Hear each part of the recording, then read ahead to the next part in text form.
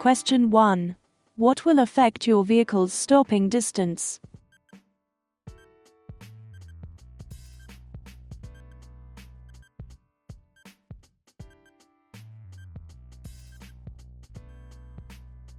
D.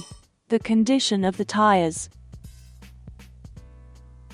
Having tires correctly inflated and in good condition will ensure they have maximum grip on the road. How well your tires grip the road has a significant effect on your car's stopping distance.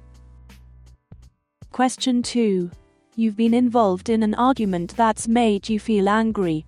What should you do before starting your journey?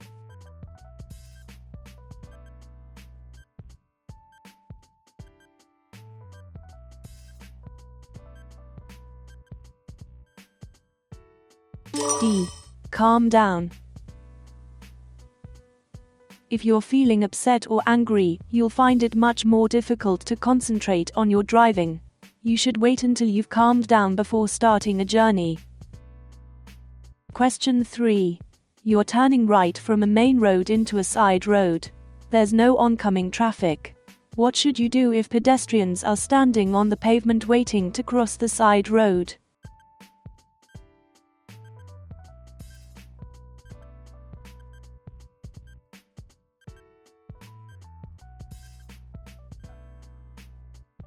C. Wait and give way to the pedestrians. You should give way to pedestrians crossing or waiting to cross the road into which or from which you are turning. Be patient if they're cautious and take their time checking that it's safe before they step into the road. Question 4. Why should you keep well to the left as you approach a right-hand bend?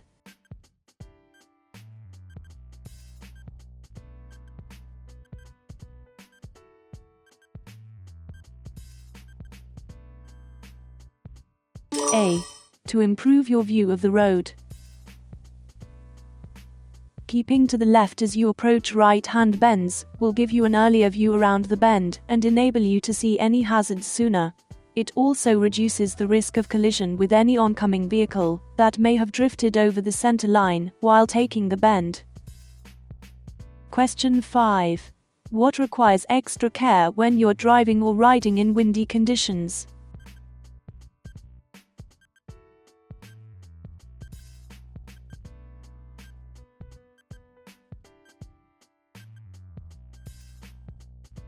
D. Passing pedal cyclists. Always give cyclists plenty of room when overtaking them. You need to give them even more room when it's windy. A sudden gust could easily blow them off course and into your path. Question 6. What should you do if you start to feel drowsy while you're driving on a motorway?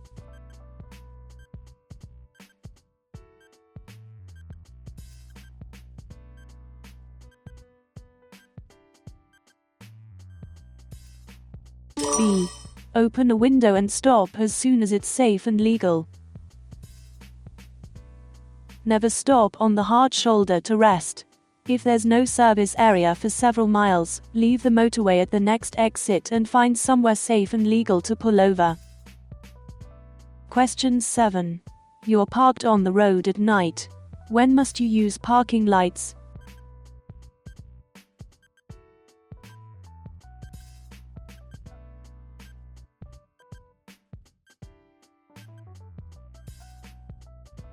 B. When the speed limit exceeds 30 miles per hour. When parking at night, park in the direction of the traffic. This will enable other road users to see the reflectors on the rear of your vehicle. Use your parking lights if the speed limit is over 30 miles per hour. Question 8. You've just gone through flood water. What should you do to make sure your brakes are working properly?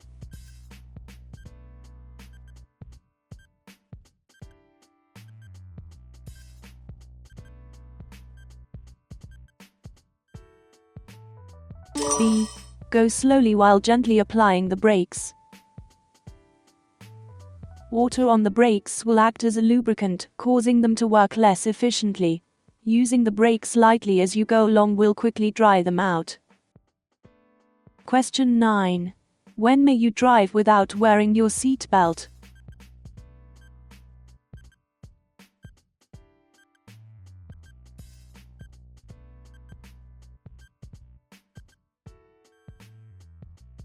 A. When you're carrying out a maneuver that includes reversing. You may remove your seat belt while you're carrying out a maneuver that includes reversing. However, you must remember to put it back on again before you resume driving. Question 10. You're driving on a road with several lanes. What do these signs above the lanes mean?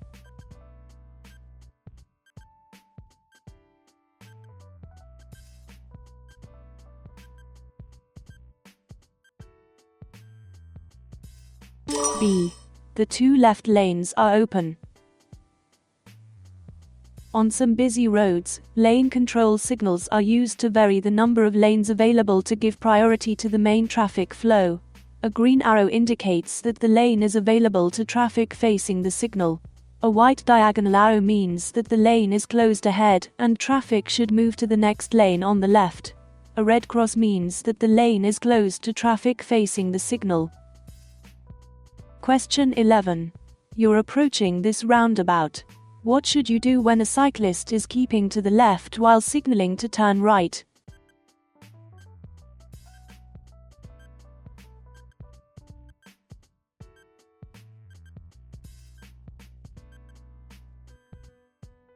D. Allow them space to turn. Cycling in today's heavy traffic can be hazardous. Some cyclists may not feel safe crossing the path of traffic to take up a position in an outside lane. Be aware of this and understand that, although they're in the left-hand lane, the cyclist might be turning right. Question 12. What does it mean if the electronic stability control (ESC) indicator lamp lights up while you're driving?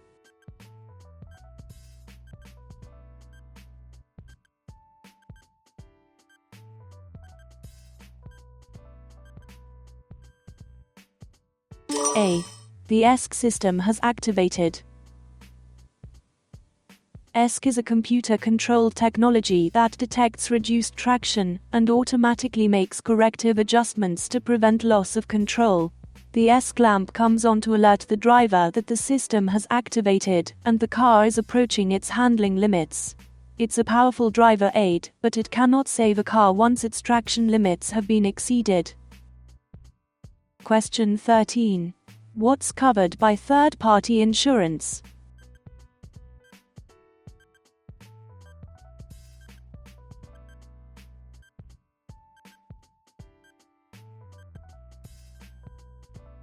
D. Damage to other vehicles. Third-party insurance doesn't cover damage to your own vehicle or injury to yourself. If you have a crash and your vehicle is damaged, you might have to carry out the repairs at your own expense. Question 14. You're traveling on a road that has road humps. What should you do when the driver in front is traveling more slowly than you?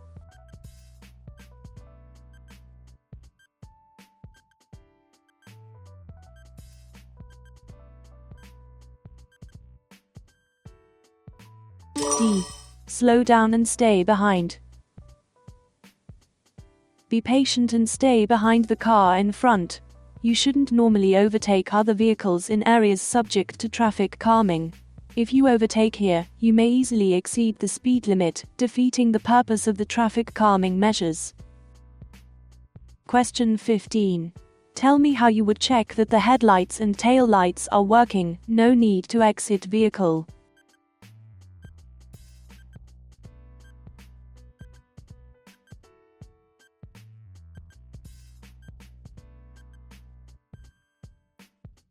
D. All of the above. To activate your low beam lights, you will likely have to turn on the ignition. Then turn on the lights and look for the green light that shows your lights are on. Make sure the blue high beam light isn't on. Then explain to the examiner that to check the lights you could get out and walk around. As it's a tell me question, you don't need to actually do it. Question 16. What must you do at this junction?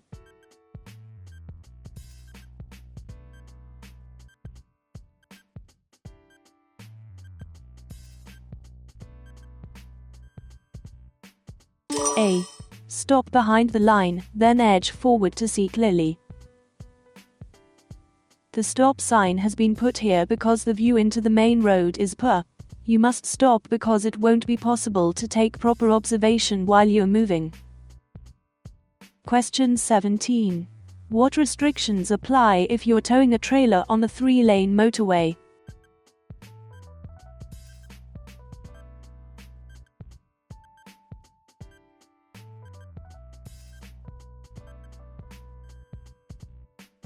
D. You must not use the right-hand lane.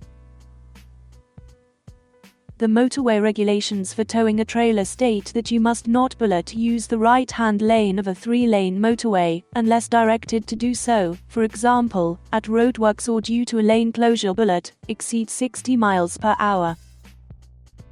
Question 18. You're driving in a slow-moving queue of traffic. What should you do just before changing lane?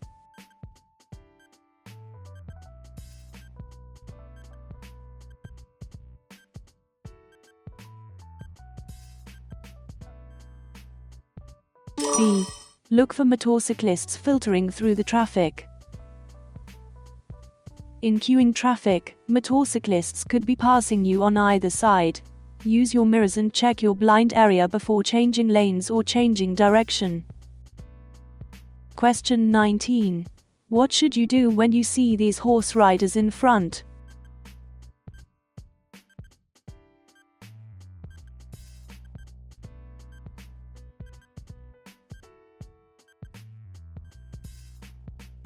B. Slow down and be ready to stop. Be particularly careful when approaching horse riders. Slow down and be prepared to stop. Always pass wide and slowly, and look out for signals given by the riders. Horses are unpredictable. Always treat them as potential hazards and take great care when passing them. Question 20. You're carrying two 13-year-old children and their parents in your car. Who's responsible for seeing that the children wear seat belts?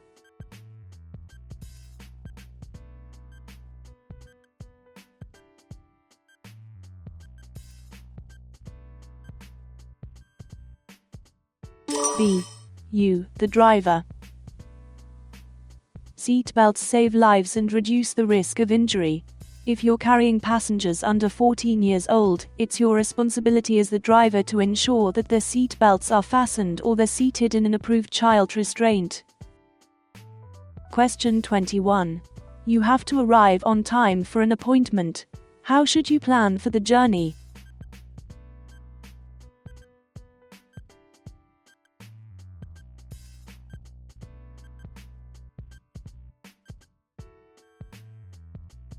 A. Allow plenty of time for the trip. Always allow plenty of time for your journey in case of unforeseen problems. Anything can happen, for example, punctures, breakdowns, road closures, diversions and delays. You'll feel less stressed and less inclined to take risks if you aren't pushed for time. Question 22. There are objects hanging from your interior mirror. Why could this be a hazard?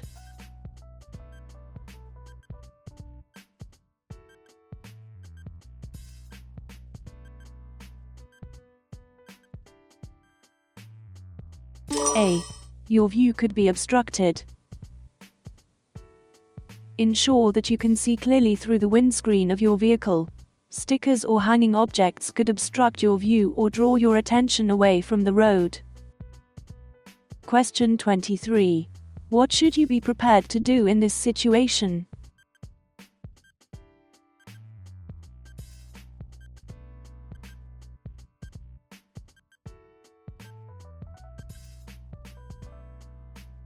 B. Slow down and give way. Sometimes, large vehicles may need more space than other road users. If a vehicle needs more time and space to turn, be prepared to stop and wait. Question 24. The fluid level in your battery is low. What fluid should you use to top it up?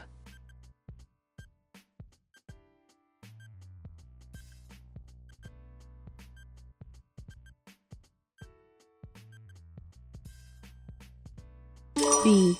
Distilled water. Some modern batteries are maintenance-free. Check your vehicle handbook and, if necessary, make sure that the plates in each battery cell are covered with fluid.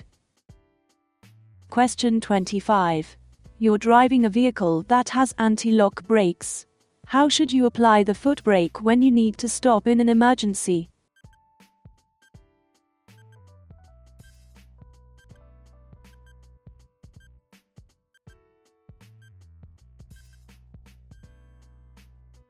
D.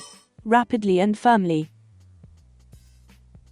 You may have to stop in an emergency due to a misjudgment by another driver or a hazard arising suddenly, such as a child running out into the road. If your vehicle has anti-lock brakes, you should apply the brakes immediately and keep them firmly applied until you stop. Question 26. How should you use the lanes on a motorway?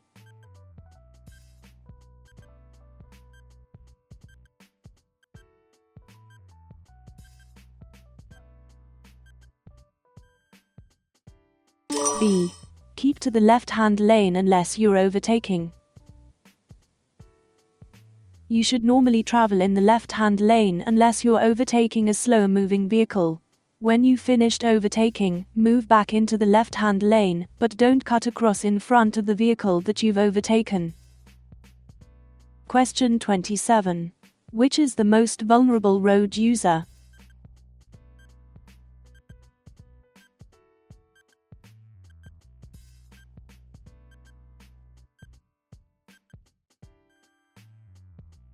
D.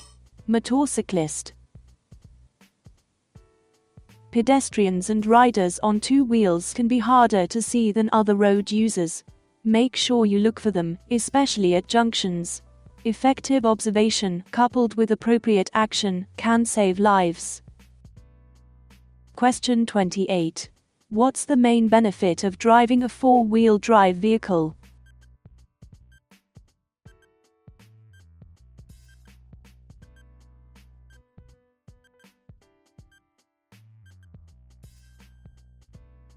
A. Improved grip on the road. By driving all four wheels, the vehicle has maximum grip on the road. This grip is especially helpful when traveling on slippery or uneven surfaces. However, having four-wheel drive doesn't replace the skills you need to drive safely. Question 29. What does this line across the road at the entrance to a roundabout mean?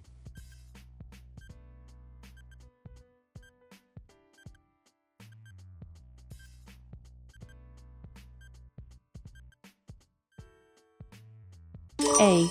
Give way to traffic from the right. Slow down as you approach the roundabout and check for traffic from the right. If you need to stop and give way, stay behind the broken line until it's safe to emerge onto the roundabout. Question 30. You're driving in a built-up area that has traffic calming measures. What should you do when you approach a road hump?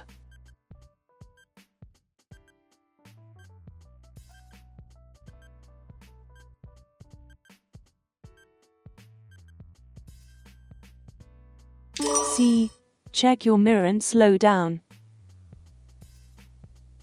Many towns have road humps as part of traffic calming measures, designed to slow down traffic. Reduce your speed when driving over them. If you go too fast, you could lose control or damage your car. Look out for pedestrians or cyclists while you're driving in these areas. Question 31. Open the bonnet, identify where you would check the engine coolant level, and tell me how you would check that the engine has the correct level.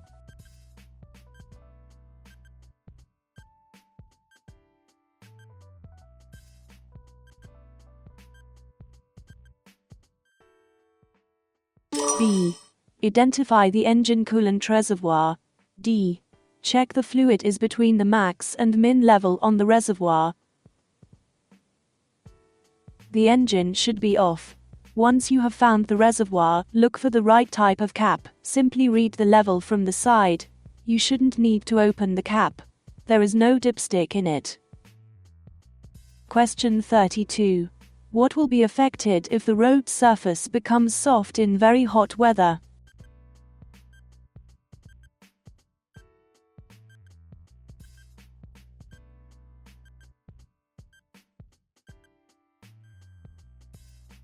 D. The tire grip. If the road surface becomes very hot, it can soften. Tires are unable to grip a soft surface, as well as they can a firm dry one. Take care when cornering and braking. Question 33. What should you do when you're approaching traffic lights that have been green for some time?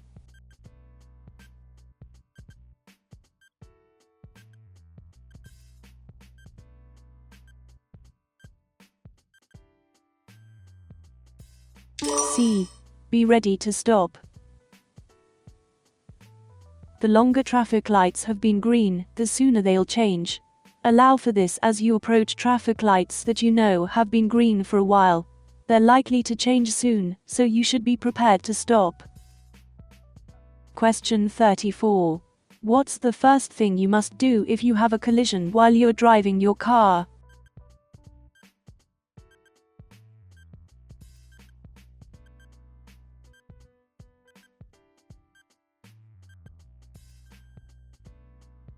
C. Stop at the scene of the incident.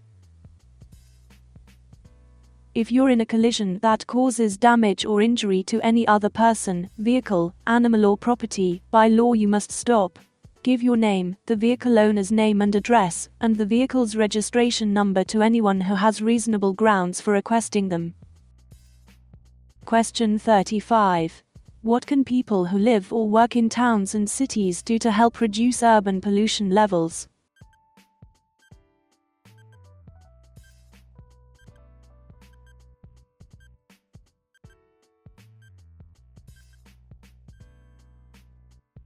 C. Walk or cycle. Using a vehicle for short journeys means the engine doesn't have time to reach its normal operating temperature. When an engine is running below its normal operating temperature, it produces increased amounts of pollution. Walking and cycling don't create pollution and have health benefits as well. Question 36. Which sign means no motor vehicles allowed?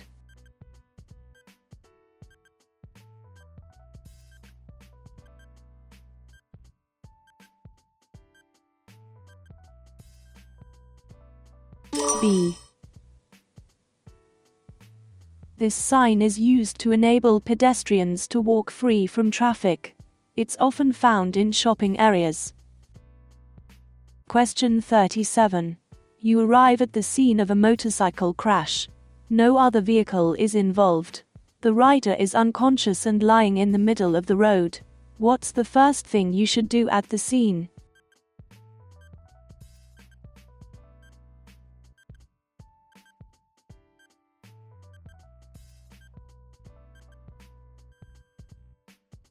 B. Warn other traffic. The motorcyclist is in an extremely vulnerable position, exposed to further danger from traffic. Approaching vehicles need advance warning in order to slow down and safely take avoiding action or stop. Don't put yourself or anyone else at risk. Use the hazard warning lights on your vehicle to alert other road users to the danger. Question 38. You are turning right onto a dual carriageway. What should you do before emerging?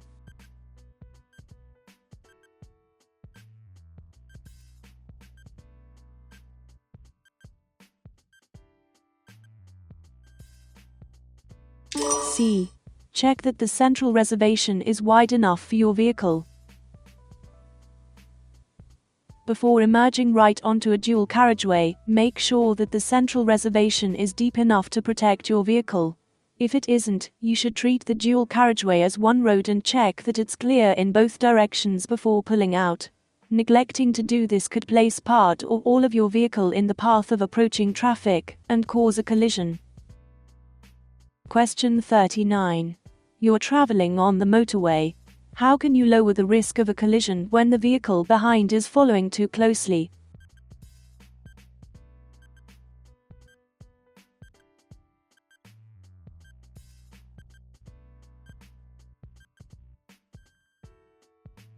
A. Increase your distance from the vehicle in front. On busy roads, traffic may still travel at high speeds. Don't follow the vehicle in front too closely. If a driver behind seems to be pushing you, gradually increase your distance from the vehicle in front by slowing down gently. This will give you more space in front if you have to brake, and will reduce the risk of a collision involving several vehicles. Question 40. You're about to start a journey in freezing weather. What part of your vehicle should you clear of ice and snow?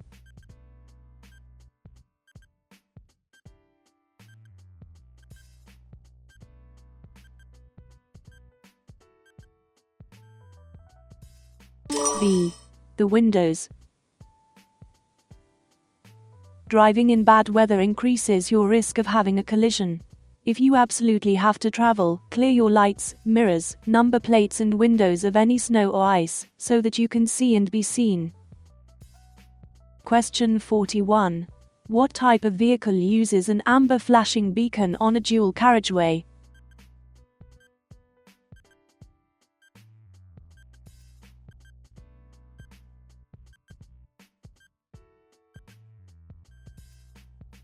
D.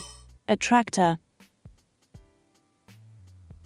An amber flashing beacon on a vehicle indicates that it's moving slowly or stopped and a possible hazard. Look well ahead on a dual carriageway, and you should be able to see and respond to these vehicles in good time. Question 42. What will happen if you follow this vehicle too closely?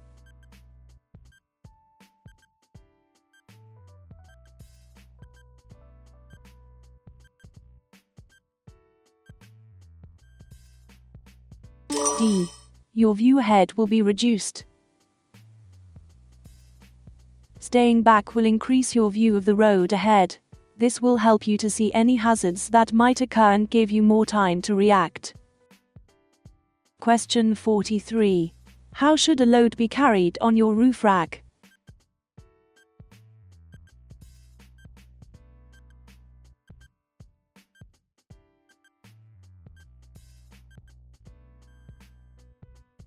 A. Securely fastened with suitable restraints. Any load must be securely fastened to the vehicle. The safest way to carry items on the roof is an especially designed roof box. This will help to keep your luggage secure and dry, and it also has less wind resistance than loads carried exposed on roof rack. Question 44. You're waiting to turn right at the end of a road. What should you do if your view is obstructed by parked vehicles?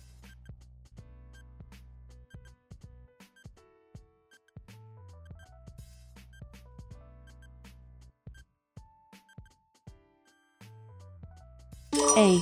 Stop and then move forward slowly and carefully for a clear view. At junctions, your view is often restricted by buildings, trees or parked cars. You need to be able to see in order to judge a safe gap. Edge forward slowly and keep looking all the time. Don't cause other road users to change speed or direction as you emerge. Question 45. You're approaching a busy junction. What should you do when, at the last moment, you realize you're in the wrong lane?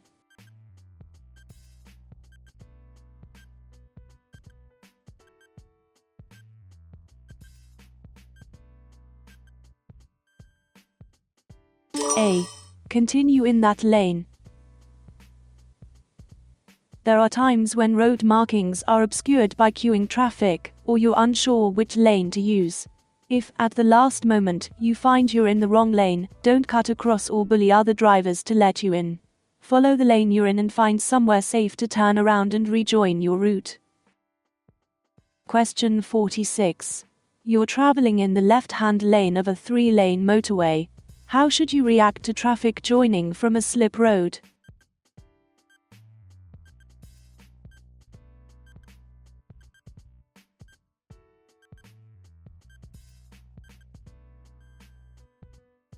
B.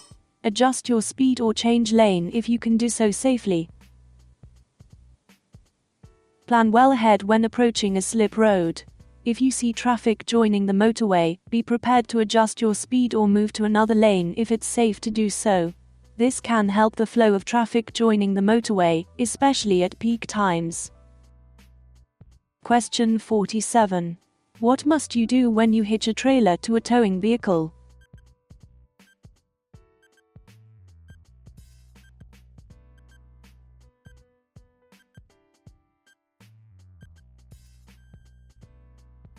A. Fit a secondary coupling device. If a tow hitch fails, the trailer must stay connected to the towing vehicle. This is achieved by using a secondary coupling device, such as a safety chain. Question 48. You're looking for somewhere to park at night. When may you park on the right-hand side of the road?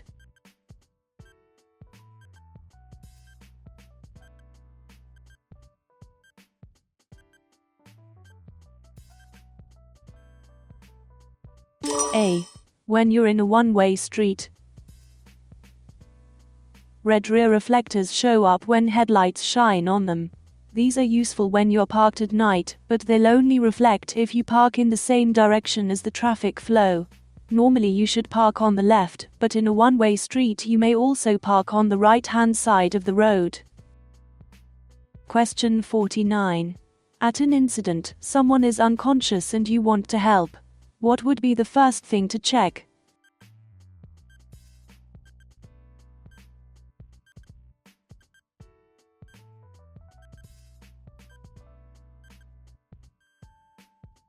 D.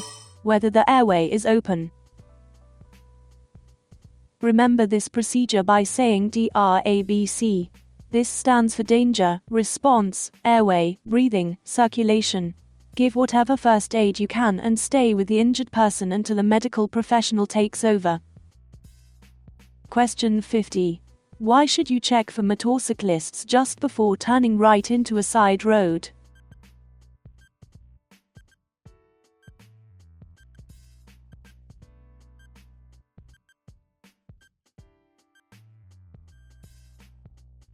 D. They may be overtaking on your right. Never attempt to change direction to the right without first checking your right-hand mirror and blind spot.